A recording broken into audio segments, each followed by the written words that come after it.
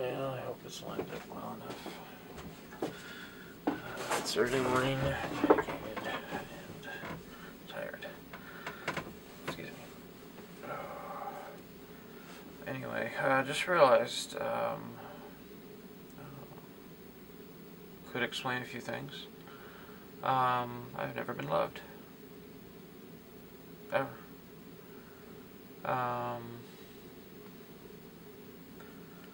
Let's see. Mother left me when I was 6. No memories of my life before I was 4. 2 years. Been bullied the whole time at school. No, it was before I was bullied. So yeah, maybe I was loved then, maybe. I don't know. I don't remember.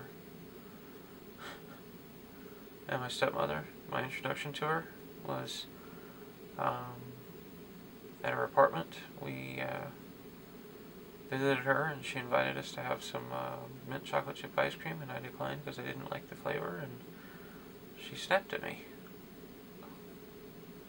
Judged me for my choice of flavor because I didn't conform with the norm. I just realized. And of course she tortured me when I was 8 or so.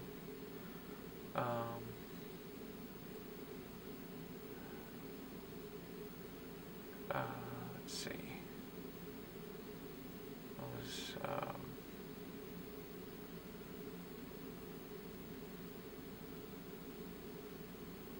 a loveless relationship, but more than loveless. I had a girlfriend live with me for a while. She never loved me. She was a psychopath. Another psychopath. Father, of course, never loved me. Stepfather, why would he? Grandparents, well, grandparently love. It's very divided and not very specific. Not had more than a couple relationships, and they were psychopaths, both of them.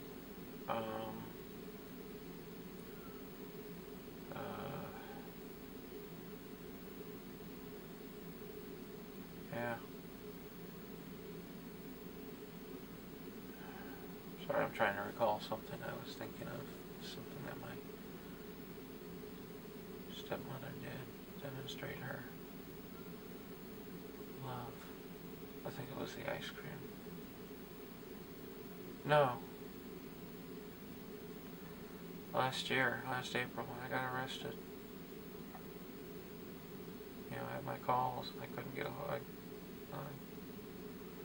all my friends, I guess.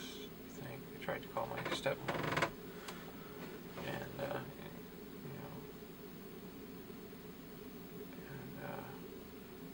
wanted to see if she could help bail me out, but mostly just wanted someone to talk to and someone to tell me what to do. I probably had, and in fact I did, I had more than enough money for bail. I didn't have assets and whatnot that I could directly show, so yeah, I definitely couldn't Friday night in jail. So I did the only thing I tried to call her. She couldn't receive the call because their stupid system. And sorry, the memory is traumatic.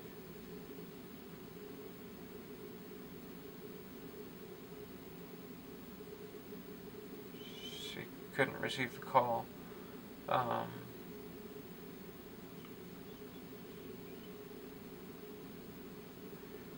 So I called the bail bondsman and asked them to call her, and of course I couldn't tell the bail bondsman I just wanted to talk to her, but I did say I wanted to see if she could help with bail and also talk to her. And they could have patched me through easily, and she refused to talk to me. And I almost died 5 days later.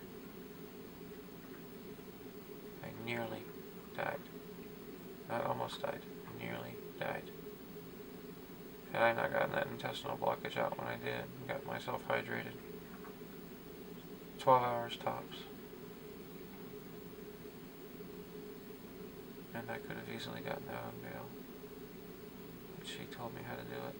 Helped me talk with the bail bondsman.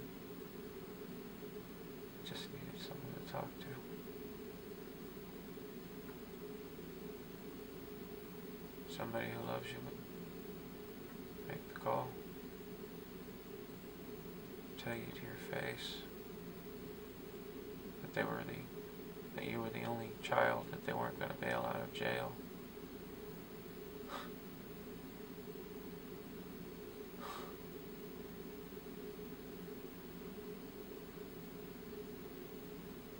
Straight A's, never in trouble.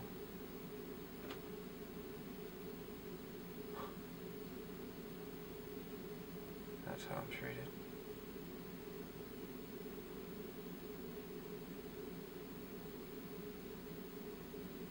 So, does that kind of give you an idea why I have some resentment and maybe anger issues?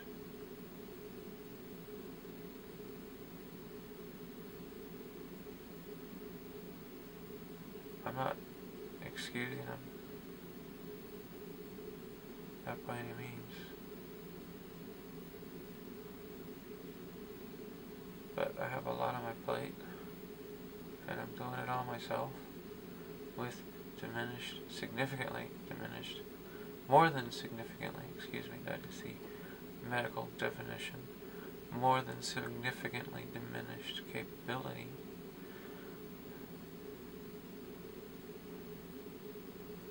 It doesn't matter that my residual abilities are more than most.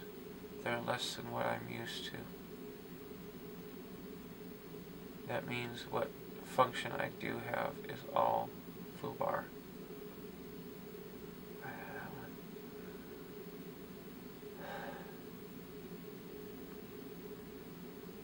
So, you all tell me it's so easy to brush it off or forget it or ignore it or get past it. I had, and still have to a degree, significantly superior capabilities compared to most people in that regard. Self-diagnosis, self-medication, self-therapy. Don't you think I want to be healed? Don't you think I'm doing everything I can? Some of you even cross all these descriptions I'll give. Some of you, tell me, oh, well, it's no problem to keep your bills up. Does that take 5 minutes a day? Well, it's no problem to keep your house clean. That's what, 25 minutes a day? Oh, it's no problem. This, but you don't understand, and even those of you that go across the whole spectrum of the different people saying, it's no problem to expect you to do this. To understand that all this time you're talking about adds up to more time than I have,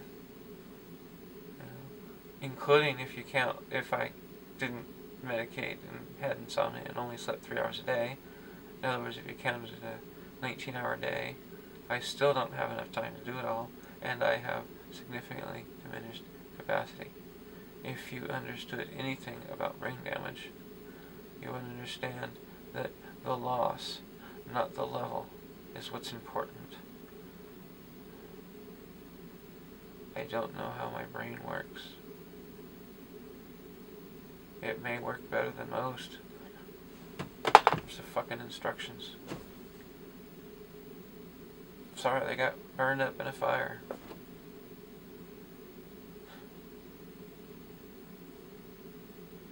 I hate that I have to resort to that to get my message across.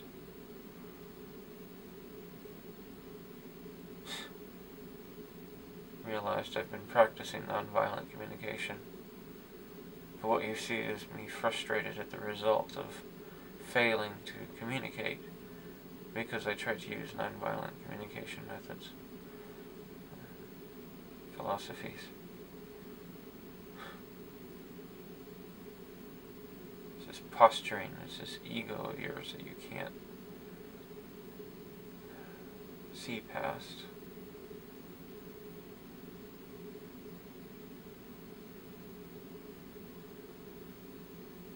And don't tell me that I've never been loved, because I'm not lovable. I'm not lovable because I've never been loved.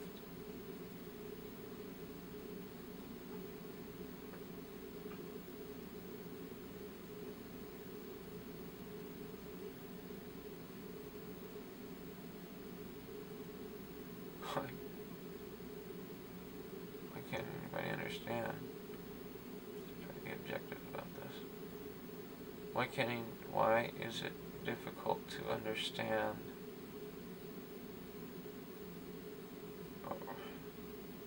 Why is it the default to assume that the person is their symptoms, is what you observe? Why do you default to that? Why do you default to everything to your favor? Think about it. Oh, global warming isn't real? Because if it was, that would be terribly inconvenient.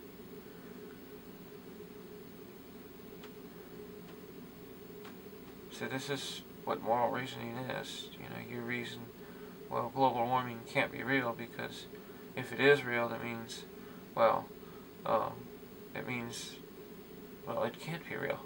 Because if it means it's real, it means we can't use it, so it can't be real. Whereas someone with a little bit more broad, a little more advanced moral reasoning realizes that, okay, if this is potentially destroying the planet, maybe we should research it before we get into it, because we've lived for 495,500 million years without it. I think we can, no, 495,000. Anyway, half a billion years without it. We can survive another couple of thousandths of a percent of our span of our existence without it. We're better than this. I mean, I'm an inventor because I cobble together technology. I'm an assembler. I've always wanted to do those experiments. I mean, my favorite part of Apollo 13 is when they get the box of stuff and they have to make something out of it. That's absolutely my favorite part of the movie. I mean, that's what I do. So what I'm saying is that I understand what our technology is capable of. You know, I make predictions in some of the previous videos I've recorded. I don't know that they're here. I don't even know that they're for the diary. But you know, I talk about what we're capable of. You know, and we don't give ourselves any credit. We don't give ourselves any ability to accomplish anything. I mean,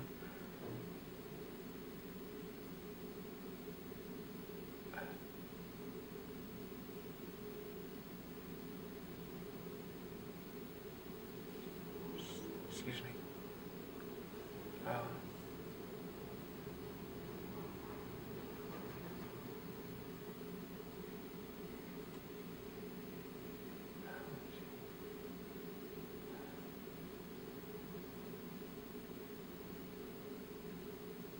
Sorry, the trash man's here and it sounded like my trailer.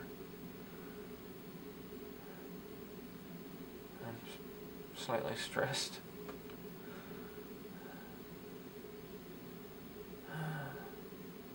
Found out the guy's a stalker, stalks women. Dangerous psychopath.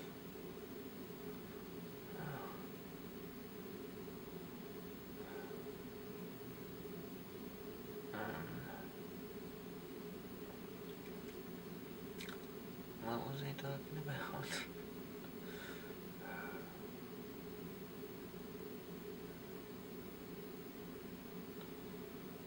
Anyway. Trying to get back on track. Don't know when I'm gonna run out, but yeah, I mean what we're capable of. I mean, I would like to sit down and figure out the protein code. But that's something that I would have to do that for about 10-15 years. You're looking at me, I know you're looking at me like, What, you want us to pay you to sit on your ass for 15 years? Yes. But what if money didn't exist? You wouldn't have to worry about paying me. And if we were all morally advanced enough, we could all trust each other that we're working together because it's the best thing to do, and that 10 to 15 years that I spent would be quite valuable. You know, all the greatest discoveries were made before we turned on this system that we have. You know, look at what the monetary system did. It's completely stifled real invention. I'm not talking about useless fucking bullshit technology like the iPod. You know, look at the space program. We're private companies. All they fucking care about is profit. They don't care about the long-term plans and goals of humanity. Why would they?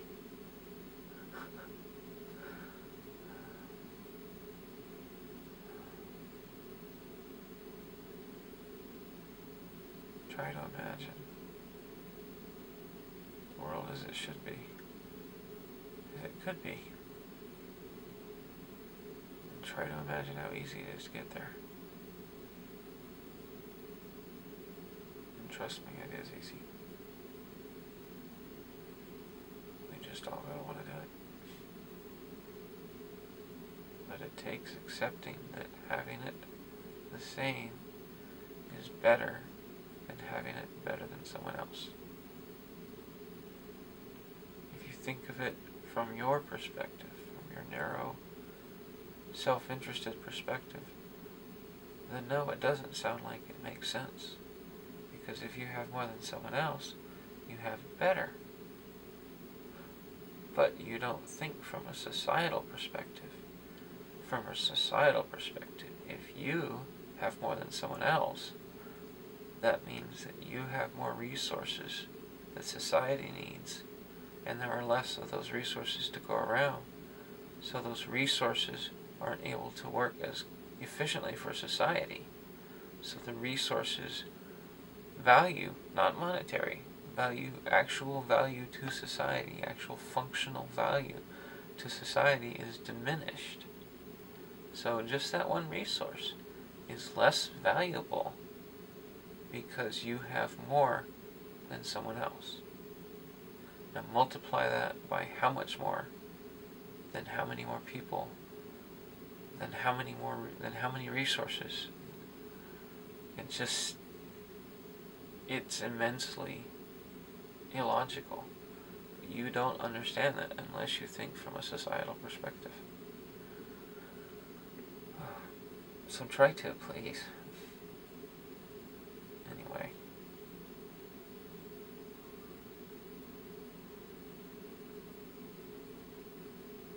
Okay, I need to go investigate sounds. It's freaking me out. I hope I don't die. I'm so fucking scared.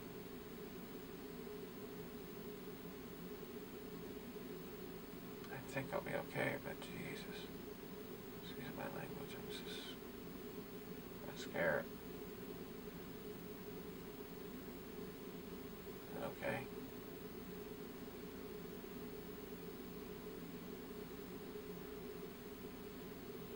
Doing the best I can.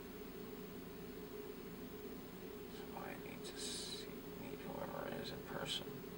You can't see what I'm doing from afar. All you can see is what I can manage to tell you and what you guess and assume. Sorry, I'm quite tired. Mind stays active while the body goes by.